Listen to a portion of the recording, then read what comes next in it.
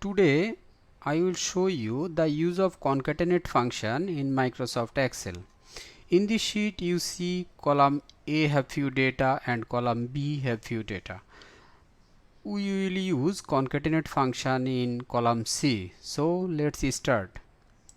Using is equal to sign, name of function, concatenate, click first data of column A, enter comma.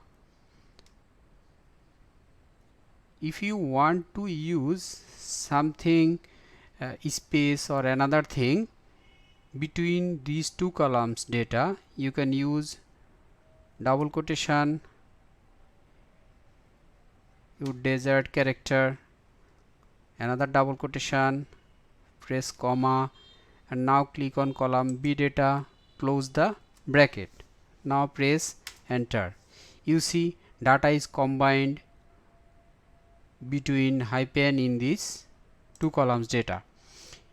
If you don't want to use something in the middle of these two columns data, you can just remove it from here and also remove comma.